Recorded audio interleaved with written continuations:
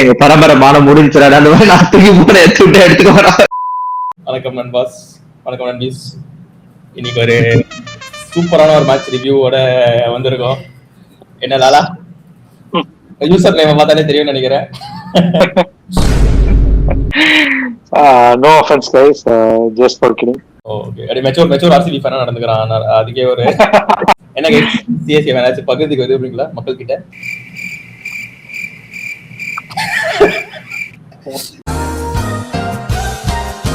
சென்னை சொல்லுங்க ப்ரோ, உங்க பிளேயிங் 11 என்ன நினைச்சீங்க நீங்க? அதே பிளேயிங் 11 ஜோன்ஸ் அன்னைக்கே சொன்னேன், நீ எவ்வளவோ சொல்ற, அவனுக்கு அதே டீம் தான் ஆட போறானுங்க மறுபடியும். என்ன பண்ணானா 11 பேரையும் பேட்ஸ்மேனாவே போட்டானுங்கனாலும் அவனுக்கு சேஸ் பண்ண மாட்டானுங்க. 11 பேரும் பேட்ஸ்மேன் இருந்தாலும் அங்க சேஸ் பண்ண மாட்டாங்க. லிட்டரலி நான் மெசேஜ் கூட எடுத்து காட்டுறேன் என் ஃப்ரெண்டு கிட்ட.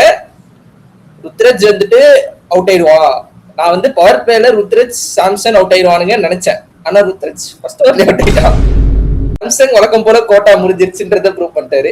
நல்லா பட் சர்ஃபராஸ் கான் தோ ஆக்சுவலி அவன் தான் first batsman in 4 down to hit 50 in power play. ஆமா, இந்த ஸ்டார்ட் நினைச்சு சந்தோஷமா அதான் வருத்தப்படுறதாலே தெரியல. ஃபர்ஸ்ட் இன்னிங்ஸ்லயே அவனுங்க ஆக்சுவலா வந்து match almost like 80% RCB side போயிடுச்சு. அதுக்கப்புறம் கம்பேக் கொடுக்குறோம்னா ஒரு ரோஹித் சர்மா மாதிரி ஒரு பிளேயர் இருந்ததுனால தான் முடிஞ்சிருக்கும். அதான் ஆயுஷ் பாத்து குட்டி ரோஹித் சர்மா. ஓகே, ஆக்சுவலி இது 15 ஓவர்ஸ் வரைக்குமே I think CSK head to head தான் போயிட்டு இருந்துச்சு. பவர் பிளே ஆக்சுவலி சிஎஸ்கே தான் வின் பண்ணாங்க. பவுலிங் சூப்பரா போட்டாங்க. எப்போ கோலியும் சால்ட்டும் அவுட் ஆனாங்களோ அங்கதான் நாங்க தோத்தோம். அது வரைக்கும் நல்லா போயிட்டு இருந்துச்சு எங்களுக்கு. சிவன் டூபே குறை சொல்லணும், அவன் மட்டும் கேட்ச் பிடிக்காம இருந்திருந்தானா நல்லா போயிருக்கோம் மேட்ச். கேட்ச் பிடிக்காம இருந்தா கோலி இன்னும் கொஞ்ச நேரம் கொஞ்சம்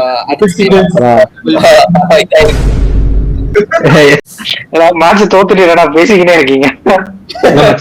நீ எதிர்பார்த்த அந்த 260 வரல, அது காரணம் கோலி தான் சொல்ல வரேன். ஜெயிச்சிட்டோம். ஆக்சுவலி நாங்க மேட்ச் ஜெயிச்சோம். எப்படின்னா நான் 200 தாண்டினாலே வின்னு அப்படின்னு இருக்கேன். இதுக்கும் நான் வந்துட்டு கெஞ்சி கூத்தாடி ஆல் அவுட் மட்டும் ஐடாதீங்கடான்னு நினைச்சு 19.4 வரைக்கும் எச் பண்ணி ஆல் அவுட் ஆனானுங்க. இந்த இடத்துல தலை இருந்திருக்காருன்னா ஜெயிச்சு போனாங்க. இந்த குடும்பமே என்னால பார்க்க முடியல. இப்ப அவன் வரான்னு சொல்லிட்டு அதுக்கு வேற கத்துவானுங்கடா ஸ்டேடியம். அந்த குடும்பம் கண்டிப்பா என்னால பார்க்க முடியாதுடா. கண்டிப்பா நான் சொல்றேன், டெவால் பிரேவிஸும் தலை வந்திருந்தா சேஸ் இன்னும் கொஞ்சம் இன்ட்ரெஸ்டிங்கா இருந்திருக்கும். 230 வரைக்கும் அது கண்டிப்பா போயிருக்கும். எனக்கு தெரியல ப்ரோ, எனக்கு டவுட்டா தான் இருக்கு. தலை வந்திருந்தா தெரியல. எனக்கு என்ன டவுட்டா 2026 ஓவர்டன் வர்சஸ் தோனியே வந்து எனக்கு ஒரு 2026 யாரோ 2026 மாதா 2025 தோனி என்ன நினைக்கிறேன்? எதுவுமே ஆடலடா போன வருஷம் பெருசா. என்னடா சொல்ற, ஸ்ட்ரைக் ரேட் என்னடா வச்சிருந்தாரு? எல்லா மேட்சுமே தோனி வந்து ஆடுறது மேட்ச் முடிஞ்ச அப்புறம் வந்து ஆடுறதுதான் சரியா. அது வந்துட்டு மேட்ச் இப்ப 220 வரைக்கும் போயிருந்தா கூட என்ன மேட்ச் முடிஞ்சது இருக்கிற பாடிட்டு இருக்காங்க. ஐயா நீங்க எல்லாம் பினிஷிங் பத்தி லோவர் மிடில் ஆர்டர் பத்தி பேசிட்டு இருக்கீங்க. யாருமே டாப் ஆர்டர் பேச மாட்டீங்க. நான் பேசுறேன். அங்கேயே முடிஞ்சு மேட்ச். லிட்டரலி பவர் பிளேயோட ஸ்கோர் ஒரு முரட்டு ஸ்கோர். ஆனா அதோடைய விக்கெட் 3 விக்கெட். லைக் என்னன்னே புரியல. லைக் அது லிட்டரலி ஒரு விக்கெட் விட்டு பண்ணியிருந்தானுங்கன்னா கன்ஃபார்ம் இது. நானும் சரி ருத்ரஜ் வந்தா அவன் மேல சுத்தமா நம்பிக்கை இல்லை. லைக் ருத்ரஜ் கைக்வாட் மேல எனக்கு 0 நம்பிக்கை. இந்த மேட்ச் அவன் வழக்கம் போலயே அவன் 0 நம்பிக்கை. நான் ஒரு பார் செட் பண்ணியிருந்தேன், அவன் அதுக்கும் கீழே என்னை டிசப்பாயிண்ட் பண்ணதெல்லாம் வேற லெவலு என்ன கேட்டா. ரெண்டாவது சஞ்சு சாம்சன் கூட சரி நிக்கிறான் ஓகே கொஞ்சம் அப்படின்னு நினைச்சிட்டு உச்சா போயிட்டு வர கேப்ல ஒன்னான டீம் வந்து எக்ஸ்பீரியன்ஸ்டா எடுக்கணும். இல்லன்னா கேப்டன்சி நல்லா பண்ணும், இல்லன்னா அது காம்பன்சேட் பண்ற மாதிரி பேட்டிங் ஆடணும். எல்லாமே தப்பு பண்ணனா எனக்கு புரியவே இல்லை. பேட்டிங் எக்ஸ்பீரியன்ஸ் பேட்டர்ஸ் யாருமே கிடையாது மிடில் ஆர்டர்ல பார்த்தனா. சிவம் டுபே வந்து கொஞ்சம் லைட்டா ஸ்கேம் பண்ணி சுத்திட்டு இருக்கான், மத்தபடி யாருமே எக்ஸ்பீரியன்ஸ் கிடையாது. சோ நீங்க வந்து அட்லீஸ்ட் ஒரு 10 ஓவர் ஆடினாதான் இந்த சின்ன பசங்களுக்கு சப்போர்ட் பண்ண முடியும். ஒரு ப்ரெஷர் சிச்சுவேஷன்ல சின்ன பசங்களை இறக்கி விட்டு அவங்க நீ ஆடி அடிச்சு கொடுனா எப்படி அடிப்பானுங்க? அவங்களெல்லாம் நான் பிளேம் பண்ணவே மாட்டேன். ஒரு ருத்து அண்ட் சாம்சன் 2 பேர் தான் எடுத்துக்கணும் ரெஸ்பான்சிபிலிட்டியா. அது பண்ணவே மாட்டேங்கிறானுங்க.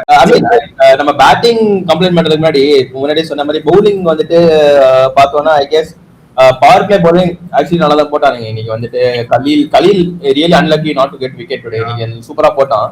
அண்ட் அது போக கம்போஸ் மட்டும் தான் விக்கெட் எடுக்கிற மாதிரியே தெரியும் டீம் ஃபுல்லாவே. எல்லா பவுலர் எடுத்து பார்த்தாலுமே நீ அது தவிர்த்து ஹென்ரி எடுத்தனா மரண ஃப்ராட் பண்ணி சுத்திட்டு இருக்காங்க. நியூசிலாந்து கோட்டாலதான் ஆடுறான். இருந்தாலும் போலிங் போட்டதெல்லாம் இன்னைக்கு கோலி கொஞ்சம் தடுமாறிட்டா. கோலி அடிக்க விட்டதே ஹென்ரி தான் கொஞ்சம் அந்த ஓவர்ல. வந்துட்டு என்ன சொல்றது இல்ல, ஒரு விக்கெட் எடுத்தான். பட் அந்த ஆப்வியஸ் இந்த டீம் டேவிட் ஓவர் வந்துட்டு ஓகே. இல்ல எனக்கு என்ன புரியலனா, அந்த ஓவர் அவன் தான் ரன்ஸ் போறான்னு தெரியுது. நோவன் அவன் கூட போய் யாருமே பேசவே இல்லை. அட்லீஸ்ட் கீப்பராவது வந்து பேசியிருக்கணும், அவனும் பேசல. கேப்டன் எங்க இருந்தாருன்னு தெரியல.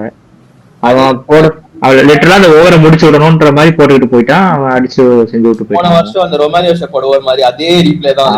இல்ல ஆக்சுவலி டேவிட் ஓவர்டன் வந்து அந்த செகண்ட் ஓவர் சூப்பரா போட்டான். அந்த மொமெண்டம் இருக்கிறப்பயே அவனுக்கு அந்த ஓவர் கொடுத்துருக்கணும். ரஜத் பஜார் ஸ்ட்ரைக்ல இருக்கான், ஸ்பின்னர் எப்படி அடிப்பான்னு தெரியும். நீ 100 போய் ஓவரை கொடுக்குறேன்னா அது என்ன மிஸ்டேக்? கேப்டனோட மிஸ்டேக் தான் சொல்ல முடியும். கம்போஸ் இன்னைக்கு நல்ல நல்ல பால் போட்டு எடுத்தான் டீம் டேவிட. ஆனா அது நோ பால் தம்பி அப்படின்னு சொல்லி இல்ல சென்னை பஞ்சா பேசிட்டு இருக்காங்க. நம்ம நீங்க நல்லா ஆடிருக்கீங்க, நீங்க தான் அதான் அடிச்சு பேசுங்க. எனக்கு ரொம்ப சந்தோஷமா இருக்கு வாட்ச் பண்றதோட இங்க என்ன நல்லா என்ஜாய் பண்றேன். இது பரவாயில்லடா. எனக்கு இன்னொன்னு என்னதுன்னா, இது நான் டாக்ஸிசிட்டின்னு சொல்றதா இல்ல என்ன சொல்றதுன்னு தெரியல. மேட்ச் இன் பிட்வீன் போயிட்டு இருக்கு, ஓகேவா? நீங்க சொன்ன மாதிரி ஆல்மோஸ்ட் மேட்ச் கைவிட்டு போயிடுச்சுன்னா 18 runs per ஓவர் தேவைங்கிறப்பயே ஆல்மோஸ்ட் போயிடுச்சு. பட் ஸ்டில் ஆனா அவங்க 10 runs per ஓவர் மெயின்டைன் பண்ணிருக்கும் போதே இங்க ஒரு மீம் வர ஆரம்பிச்சிருக்கிறோம். இன்னைக்கு மேட்ச் ஜெயிச்சா 21-14, ஜெயிக்கலனா 22-13. ஸோ அது என்னது? அப்ப இப்ப இருக்கிற மேட்ச் எவனுமே என்ஜாய் பண்ணி பாக்குறானுங்களா இல்ல சப்போர்ட் பண்றானுங்களான்னே தெரியல. ஏதோ அவனுடைய பாரம்பரிய இதை காப்பாற்றணும்னு சொல்லிட்டு போயிடுறானுங்க. போயிட்டு அடுத்த ஸ்டார்ட்டுக்கு போயிடுறானுங்க. சென்னை தான் தப்புன்னு சொல்லல. இதே இது ஆர்சிபி தோக்குற மாதிரி இருந்தாலும் ஆர்சிபி ஏதாச்சும் ஒரு ஸ்டார்ட் எடுத்துட்டு வருவானுங்க. ஊறி போயிடுச்சு அவங்களுக்கு. லைக் அது மாத்தவும் முடியாது. இப்ப ஒண்ணும் இல்ல, இப்ப நான் தப்பி தவறி இன்னைக்கு நான் மேட்ச் போயிருந்தேன்னா அவ்வளவுதான். நான் வெளியே வரத்துக்குள்ள என்ன ஒரு உண்டு பண்ணி ஆக்கிருப்பானுங்க. சின்ன சாமியிலேயே வச்சிருப்பானுங்க லிட்டரலி. அது ஏன்னு தெரியல. இது இந்த ரெண்டு டீமுக்கு நடுவுல இந்த சண்டை வந்தாதான் இப்படி நினைக்கும். இப்ப ஒண்ணும் இல்ல, மும்பைக்கும் சென்னைக்கும் ஃபைட் எப்பவுமே போகும். லைக் என்ன பொறுத்த வரைக்கும் சிஎஸ்கே எம்ஐ ரைவல்ரி ஒரு மோல்ட் ரைவல்ரி. பட் ஆனா அதை விட இதுதான் சரியான டாக்ஸிக்கா சுத்திக்கிட்டு இருப்பாங்க ரெண்டு சைடுமே. நான் சென்னை சைடு ஒண்ணு கெத்து, ஆர்சிபி சைடு டாக்ஸிக்னு சொல்றேன். ரெண்டு சைடுமே toxic match. But at end of the day அதெல்லாம் தாண்டி டீம் ரொம்ப கவலைக்கிற நிலைமையில இருக்கிறதுதான் ஒன்னும் சொல்ல தெரியல. பட் ஆனா ஆர்சிபி ஸ்ட்ராங்கா ஹெல்லா இருக்கானுங்க ரெண்டு சைடுமே. ஏன்னா கேட்டா லியாம் லிவிங்ஸ்டனை எடுத்திருக்கலாம் ஆக்ஷன்ல. அதை விட்டதெல்லாம் எனக்கு என்ன சொல்றதுன்னே தெரியல. இல்ல நண்பா, அது எல்லாமே வந்து இப்போ டேவிட் ஷெப்பர்டு டீம் ஸ்டாக்டா இருக்கு. லைக் லிவிங்ஸ்டனுக்கு இல்ல லிவிங்ஸ்டனை சென்னைக்கு எடுத்திருக்கலான்ற நான் என்ன எடுத்துக்கலாம்னு சொல்றீங்க? சென்னைக்கு எடுத்திருக்கலாம், எதையா பண்ணிருக்கலாம் அப்படின்லாம். பவர் பிளே தான் இருக்கலையே மோஸ்ட் குரூஷியல் ஒன்னு. அங்கேயே நாங்க பவுலிங் பேட்டிங் ரெண்டுமே மாத்தி மாத்தி சில மேட்ச். இந்த மேட்ச் பரவாயில்ல, பட் பவர் பிளேல கொடுக்க வேண்டிய ரன்ஸ் எல்லாம் அவனுங்க அந்த 16th ஓவருக்கு மேல கொடுக்க ஆரம்பிச்சிட்டானுங்க. தமிங் வந்து நேத்து முதல் நேத்து ஒரு கோட் சொன்னேன். இந்த மாதிரி வந்துட்டு I don't believe in finishers in T20 cricket. எல்லாருமே பால் 1ல இருந்து ஃபுல்லா அடிக்கிறானுங்க. So I don't believe in ஃபினிஷர்ஸ்ன்னு சொன்னான். அண்ட் அதுலயே வந்து ஸ்பாட் கன்ஸ்ட்ரக்ஷன் சென்னையோட ஸ்பாட் பார்த்தனா அப்பட்டமா தெரியுது. இப்போ நீங்க ஆர்சிபில எடுத்து பார்த்தனா டிம் டேவிட் ஃபினிஷர் தான் பிரைமரியா வச்சு பொழந்துட்டான். அது போக வந்து ஜிதேஷ் சர்மாவும் இருக்கான், ரொமாரியோ ஷெப்பர்டும் இருக்கான் கீழே. இப்போ நீ சென்னை ஸ்குவாட் எடுத்து பார்த்தனா இப்போ ஒரு மெயினா மாடர்ன் T20 டீம்ல தான் உனக்கு நல்ல ஓப்பனர் வேணும். ஓகே, நீ சஞ்சுவன் கெய்க்வாட் ஒத்துக்கலாம். பட் ஒரு நல்ல ஒரு எக்ஸ்பிரசிவான ஓப்பனர் சொல்ல. இப்போ ஆலன் எல்லாம் சால்ட் மாதிரி ஒரு ஓப்பனர் வேணும் உனக்கு. அது போக ஒரு ஃபினிஷர் தேவை. அது போக ஒரு நியூ பால் பவுலர், ஒரு டெத் பவுலர். நீ சென்னை ஸ்குவாட் பார்த்தனா இந்த மாதிரி இந்த 3 நியூ பால் பவுலர் பார்த்தா ஹென்ரி இருக்கான். பட் இஸ் லைக் பெஸ்ட் இந்த வேர்ல்டுன்னு கேட்டா இல்ல. லைக் இப்போ ஆர்சிபி கூட டஃபி எடுத்திருக்காங்க பேக்கப், பேஸ் ஸ்பெஷலா எடுத்தானுங்க. ஆனா அவன் நியூ பால் சூப்பரா போடுறான். இதே டெத் பவுலிங் பார்த்தா சென்னையில் அகைன் அதுவுமே எவனுமே இல்ல. அண்ட் ஃபினிஷர் பார்த்தா இப்போ அகைன் லைக் தோனி பத்தி நான் அதுவே சொல்ல என்ன சொல்லனா, if you still depending on 45-year-old Dhoni to come and finish the match for யூனா நீ ஆப்ஷன்லயே நீ தோத்துட்ட பேசிக்கா. மெகா ஆப்ஷன்லயே தோத்துட்டோம். அதுக்கப்புறம் மினி ஆப்ஷன்ல அவ்வளவு காசு கொண்டு வந்து அதுலயும் தோத்துட்டோம். முன்னாடி ரொம்ப ஃபுல்லா எக்ஸ்பீரியன்ஸா போயிட்டு இருந்தாங்க, இப்ப அப்படியே ஆப்போசிட்டா வந்திருக்காங்க. நம்ம ஜெயிக்க முடியும், சாம்பியன்ஷிப் ஜெயிக்க முடியும். அது எப்ப புரிஞ்சுப்பானுங்க, எப்ப மாறுவாங்கன்னு சொல்லிட்டு தெரியல. இவனுங்க என்ன நினைச்சிட்டாங்கன்னா ஃபுல்லா யங்ஸ்டர்ஸ் வந்துட்டாங்கன்னா நம்ம டீம் நல்லா ஆட ஆரம்பிச்சுன்னு நினைச்சிட்டாங்க. ஆக்சுவலா அந்த mix of experience and youngsters அதுதான் எப்பவுமே வந்து கிளிக் ஆகுன்றத புரிஞ்சுக்கிறவனுங்க. அண்ட் இன்னொரு என்னன்னா, நம்ம எல்லா பிளேமையும் சுற்றி கெய்க்வாட் மேலேயும் போட முடியாது. பிகாஸ் அவனுக்கும் வந்து லைக் ஃபீல்டர்ஸ் கிட்ட இருந்து சப்போர்ட் வரல கரெக்டா, ஸ்லாப்பி அப்படின்றப்ப பவுலர்ஸோட கான்பிடன்ஸ் போயிடும். அப்படின்றப்ப கேப்டனால என்னதான் பண்ண முடியும்? அங்கேயே அவனுக்கு கான்பிடன்ஸ் குறைஞ்சிருச்சு. ஸோ அந்த கான்பிடன்ஸோட வந்து பேட்டிங் ஆடுறப்ப அவன் மேல நிறைய ப்ரெஷர் இருக்கதான் செய்யும். அப்படி பார்த்தோம்னா அவன் தான் highest run scorer for CSK from 2021 I think. நிறைய பிளேயர் ஆஃப் த மேட்ச் வாங்கியிருக்கான். டீம் வச்சு பார்த்தோம்னா டீம் 3 டீம் தான் வச்சிருக்காங்க சென்னை. அதனால நான் அவனை ரொம்ப பிளேம் பண்ண மாட்டேன். பட் மெயின் 18 crores நீ வாங்குற primary role as opening batsman ஆச்சு. நீ ஒரு டீம் என்னதான் பண்ண மாட்டேன்னாலும் நீ ஒரு ஓப்பனிங் பேட்ஸ்மேன் நீ கொஞ்சமாச்சும் ஆடணும். ரைட்டோட அடிச்சிருக்கானே இந்த ஒரு சீசன்ல ஃபர்ஸ்ட் 3 மேட்ச் அடிக்கல. பட் ஆனா அடிப்பான்ல அவன். அடிக்கலன்னு சொல்ல முடியாது. போன வருஷம் அவன் ஆடல. ஓகே போன வருஷம் இன்ஜூர்ல இருந்தா விட்டுறலாம். மைல் சேசிங் கெய்க்வாட் வந்து ரொம்ப ரொம்ப மட்டமான ஆவரேஜ் வச்சிருக்கான். அதுதான் இங்க மேட்ரு. லைக் மேட்ச் ஜெயிச்சு கொடுக்கறத தவிர இப்போ ஏர்லி விக்கெட் விடலனா கூட அட்லீஸ்ட் யங்ஸ்டர்ஸ்க்கு வந்து கொஞ்சம் அந்த இது இருக்கும். எப்படி சொல்றது, கொஞ்சம் அந்த பிரஷர் எடுக்கலாம் யங்ஸ்டர்ஸ் கிட்ட இருந்து. ஓபனரா இருக்கான் இந்த மேட்ச்க்கு பார்த்ததுக்கு அப்புறம். இல்லனா கெய்க்வாட கீழ இருக்கலாம். எதுக்கு அவன் வந்து ஓபனிங் இறங்கறான்னு தெரியல. அவனுக்கு ஒரு எக்ஸ்பீரியன்ஸ் இருக்கு. So you can play 4 or 3. இன்னும் டாக்ஸிக்கா பேசணும்னா ருத்ராஜ் கெய்க்வாட பெஞ்ச் பண்ணலாம்னு நான் சொல்லுவேன். பட் அதான் சொல்லக்கூடாது. அப்புறம் நமக்கும் ஆர்சிபிக்கு வித்தியாசம் எல்லாம் போயிருங்க. அது சொல்லக்கூடாது. என்ன சொல்றதுன்னு தெரியல. பட் என்ன பொறுத்த வரைக்கும் பரவாயில்ல ப்ரோ. கீழே எப்படி இருக்கீங்க? இல்ல ப்ரோ 2 வருஷம் தான் பிரச்சனை இல்ல. 18 வருஷமா ஒருத்தங்க கீழே இருந்தீங்க. அதனால எங்களுக்கு பிரச்சனை இல்ல. நான் கூட சாரி 2 வருஷம் ஜெயிட்டமா பேசுறீங்களா நினைச்சேன். பட் என்னன்னா இந்த மாதிரி ஸ்டேட்மெண்ட்ஸ் சொல்றதுலாம் எனக்கு கொஞ்சம் கடுப்பா இருக்கு. லைக் ஆப்ஷன்லயே நம்ம தோந்துட்டோம் என்னன்னா ஓகே அதான் ரியாலிட்டி. பட் ஸ்டில் உன்னோட பிளேயர்ஸ்க்கு நீ வந்து அகைன்ஸ்டா நீ ஒரு கேப்டனா பேசினா அவங்களோட கான்ஃபிடன்ஸ் எப்படி இருக்கும்? சோ அதெல்லாம் தான் அவாய்ட் பண்ணலாம்னு தோணுது எனக்கு. ஆக்சுவலி அங்கதான் ருத்ராஜ் கெய்க்வாட் மேல ஃபுல்லா டவுன் ஆயிடுச்சு. லைக் ஓகே நீ லோவர் லைக் வந்துட்டு ஒரு பவர்ஃபுல்லான டீம் வச்சிடல. Okay fine. அஸ் எ கேப்டனா அவன் தான் ஸ்பிரிட்ஸை ஏத்தி சரி ஓகேடா பாத்துக்கலாம் ஏதாவது பண்ணலாம் அப்படின்னு இருக்கணும். ஆர்எல்ஸ் உள்ளே வச்சு அடிக்க அப்படியே போஸ்ட் மேட்ச்லாம் அவன் சொல்றான் நாங்க ஆக்ஷன்லயே தோத்துட்டோம். அப்ப அங்கே நீ கிவ் அப் பண்ற. அந்த சைட் பட்டிதார் பார்த்தா அவனும் ஒரு லாஸ்ட் சீசன்ல ஃபர்ஸ்ட் இயர் கேப்டன் தான். அண்ட் அவன் பேட்டிங் ஆடுறதும் சரி அவன் பவுலிங் ரொட்டேஷன்ஸும் பண்றதும் சரி ரொம்ப ரொம்ப சூப்பரா இருக்கு. லைக் நீ பட்டிதார் இன்னிங்ஸ் லிட்டரலி மேட்ச் மொத்தமா மாறிடுச்சு. அட் டைம் அட் 1 point வந்து 300 சைக்கிள் ஆடிட்டு இருந்தான். அப்படியே ஆளு வந்துட்டு எப்படி சொல்றது பிளைண்ட் ஸ்டாக்கிங் மாதிரியும் தெரியல. சூப்பரா அடி சூப்பரா எடுத்துட்டு போயிடும். அவனும் சரி படிக்கலும் சரி. எனக்கு எதிரி ஸ்கையோட பாட்டுக்கு நிறைய காம்படிஷன் தான் இருக்கு. ஐயர் வரான், பட்டிதார் வரான். சோ வந்து எனக்கு தெரிஞ்சு ஸ்கையர் டீம்ல இருந்து தூக்கிடுவானுங்க. நான் தூக்கணும்னு நினைக்கிற கூடிய சீக்கிரம் அவன் ஆட்டத்தெல்லாம் பார்த்தா. I mean obviously Patidar has a much better squad. அதெல்லாம் எதுவும் சொல்ல. But the way he carried himself as captain and the way அந்த ஆர்சிபி ஓட டீம் வந்து டிரான்ஸ்ஃபார்ம் பண்ணினாங்கன்னு பார்த்தா ஐ திங்க் சென்னையும் ஒரு கோச்சிங் ஸ்டாஃப் மெயினா வந்து ஒரு சேஞ்ச் தேவைப்படுது. முதல்ல ஆணி வேர்ல போய் அதை புடுங்கினாதான். ஆர்சிபி டீம் டைனமிக்ஸே வேற மாதிரி இருக்கும். ஆக்சுவலா கோலி மேல ஃபுல் பிரஷர் இருக்கும், இல்லைன்னா ஏபிடி மேல இருக்கும், இல்ல கெயில் மேல இருக்கும், இல்லைன்னா ஏதாவது ஒரு அந்த 15 crore ஸ்டார்க் மேல இருக்கும் பவுலர் மேல. இப்ப வந்து பாத்தீங்கன்னா எவன் மேலயும் அந்த பிரஷரே இல்ல. எல்லாரும் கான்ட்ரிபியூட் பண்ணி டீம் அழகா லிஃப்ட் பண்ணி கொண்டு போறானுங்க. சூப்பரான இந்தியன் வச்சிருக்கானுங்க. மெயினா முன்னாடி வந்து சூப்பர் ஸ்டார் ஃபாரின் பிளேயர் 2-3 பேர் வச்சுட்டு கோலி வச்சிருவானுங்க. பவுலிங் இந்த இக்பால் அப்துல்லா, அசோக் டிண்டா இந்த மாதிரி சில பிளேயர்ஸ் வச்சிருப்பானுங்க. பட் இப்ப பாத்தீங்கன்னா இந்தியன் கோர் வந்து இப்போ ஜிதேஷ் சர்மா, ரஜத் பட்டிதார், டேவிட் படிக்கல், புவனேஸ்வர் குமார், குருணால் பாண்டியா, சுயாஷ் பேங்கரான இந்தியன் கோர்.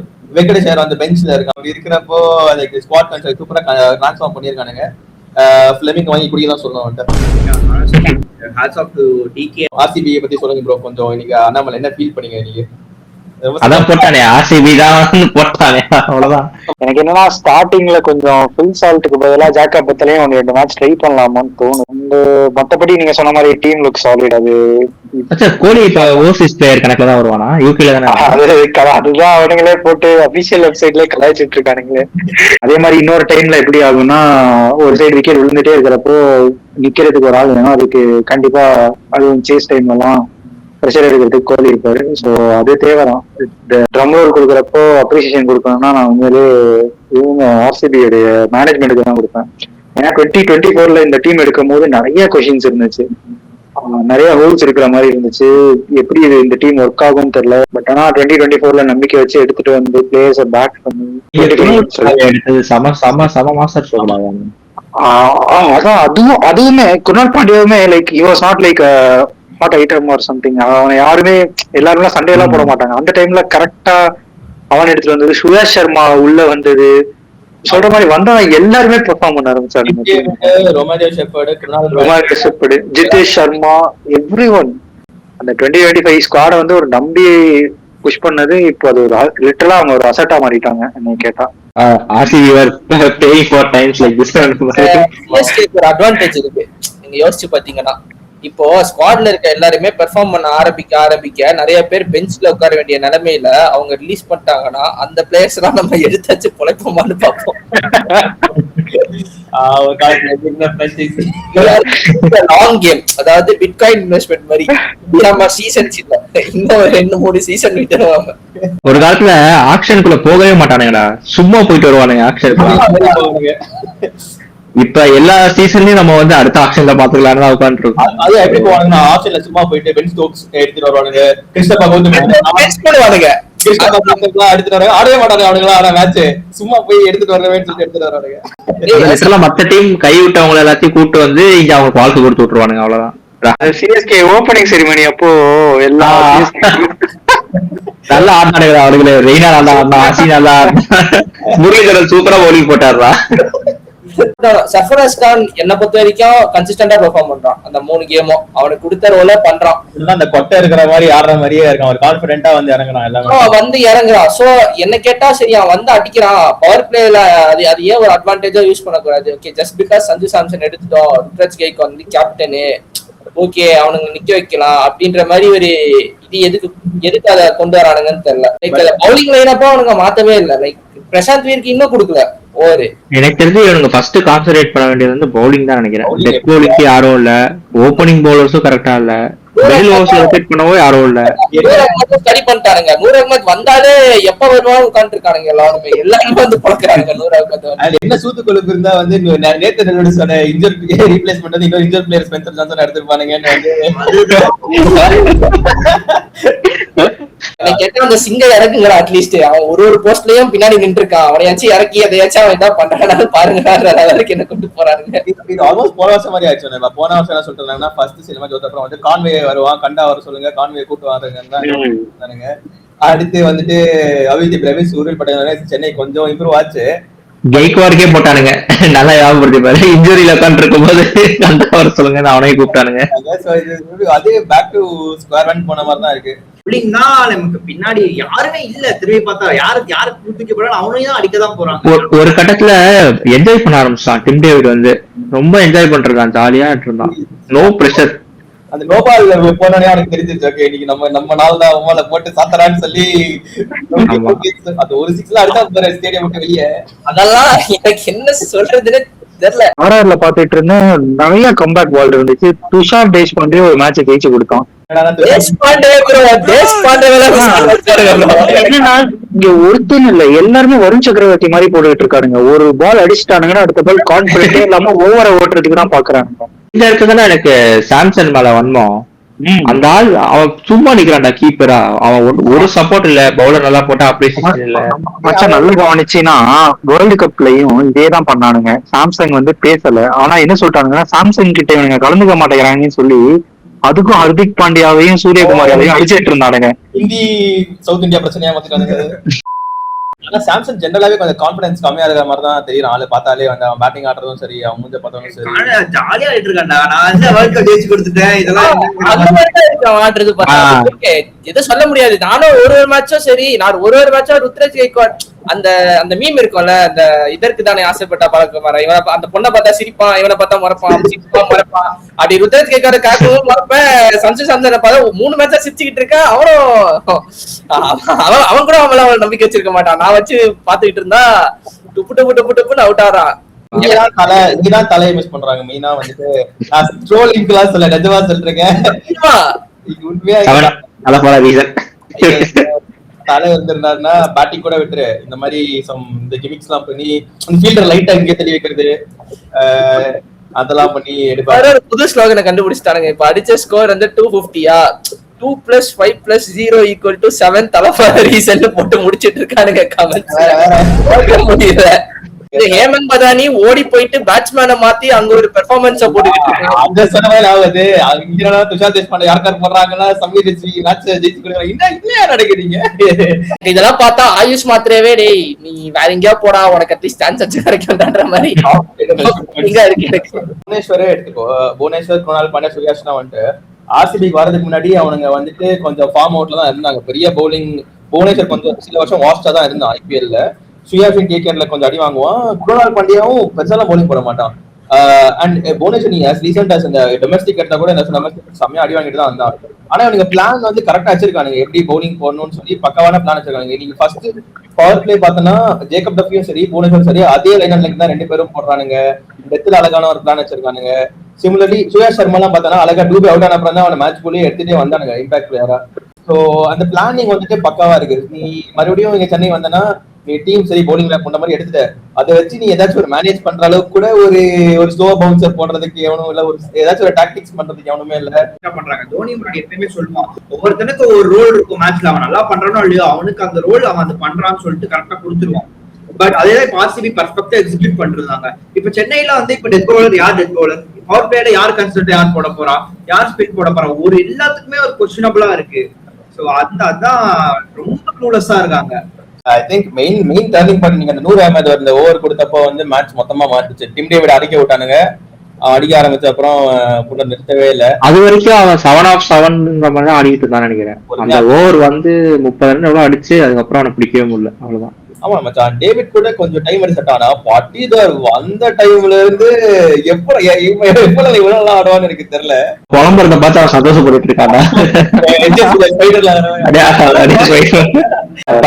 கேவலமா ஒரு சிரிப்பு சிரியாது, அதையா சிரிச்சுட்டு போறான்.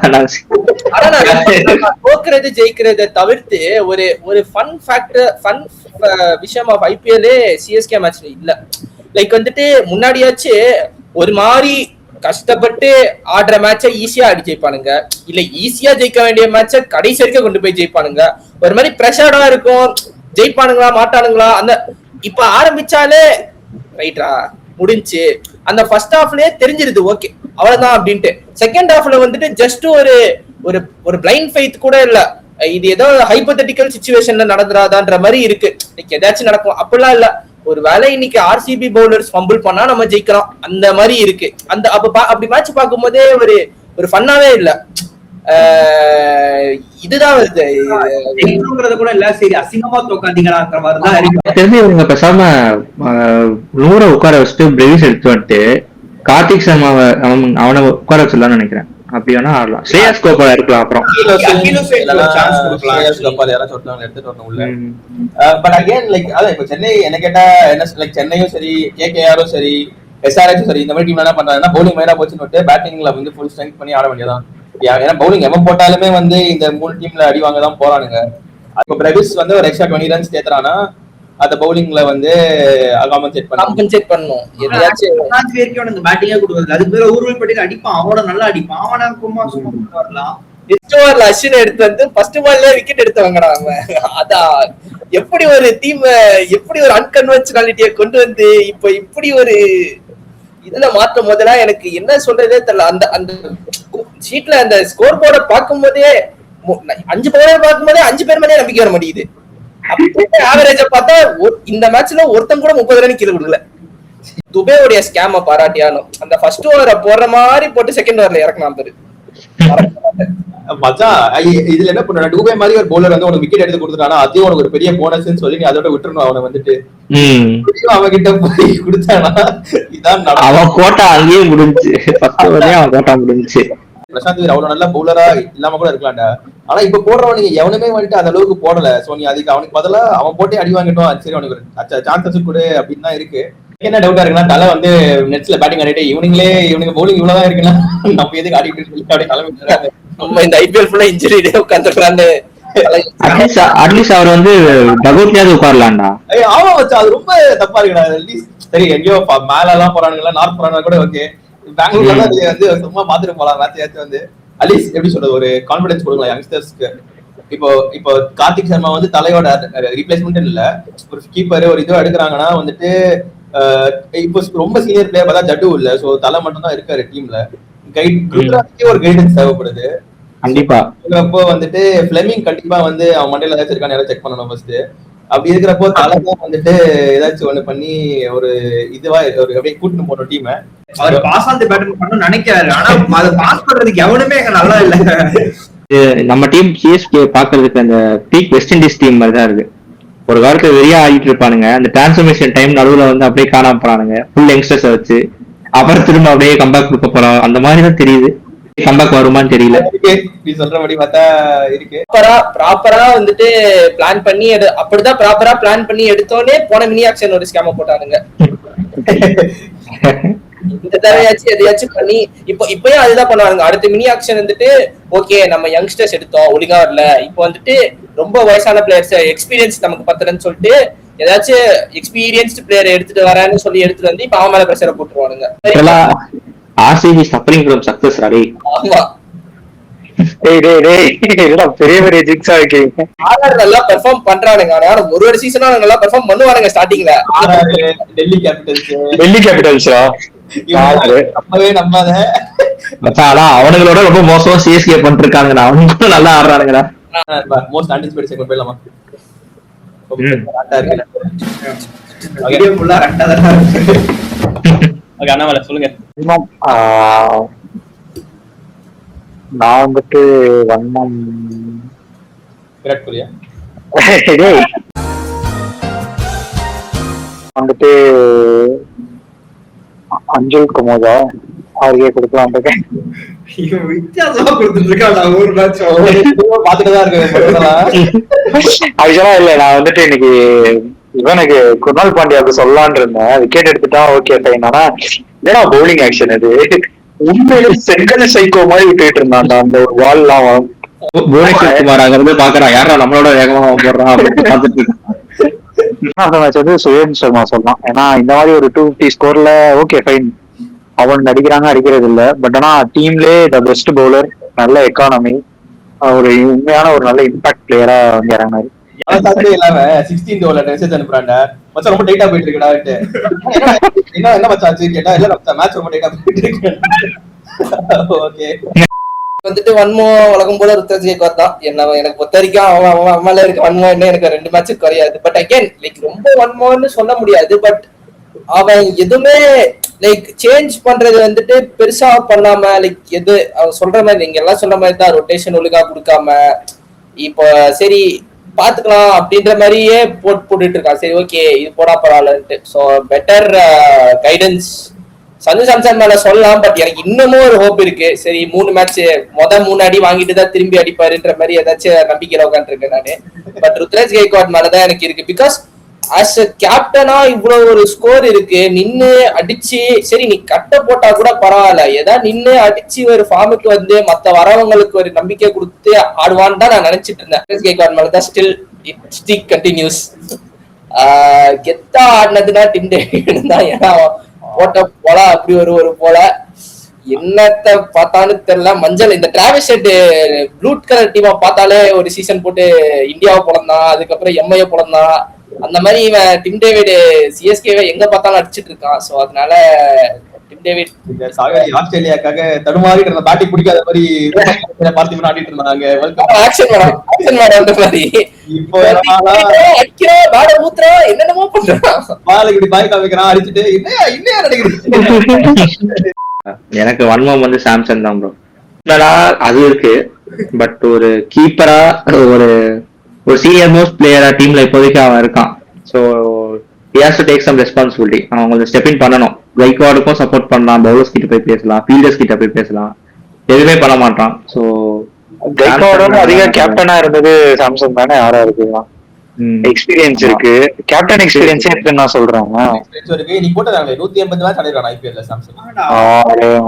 ஸ்டெப் பைக்ல பேசினே இருப்பான்டா. இப்போ ஒண்ணு போட்டேலாம் அப்படியே நின்றுறான். பெஸ்ட் பிளேயர் அப்படின்னு சொல்றத விட அந்த மொமெண்டம் ஷிஃப்ட் பண்ணதுக்கு வந்து பட்டிதாருக்கு தான் கொடுக்கணும். he shifted the momentum completely. 10 run rate ஆடிட்டு இருந்தாங்க 14 ஓவர்ஸ் வரைக்கும். அதுக்கப்புறம் உள்ள வந்தான், செஞ்சு விட்டு ரன் ரேட் எங்கேயும் எடுத்துட்டு போயிட்டான். அப்புறம் 10 டேஸ் வந்து இதை க்ளோஸ் பண்ணிட்டான், கரெக்டாக ஃபினிஷ் பண்ணி முடிச்சிட்டான். ஸோ பட்டிதார் இருந்தது தான் அந்த ஒரு கேட்டலிஸ்ட் மாதிரி ஆக்ட் பண்ணிட்டு இருந்தான். ஸோ அவனுக்கு நம்ம கிரெடிட் கொடுத்தே ஆகணும். சொன்னோம்னா 2 பேரு ஜோன் சொன்ன மாதிரி ருத்து தான், அதே ரீசன் தான் எனக்கும். இன்னொன்று வந்து சிவம் துபே.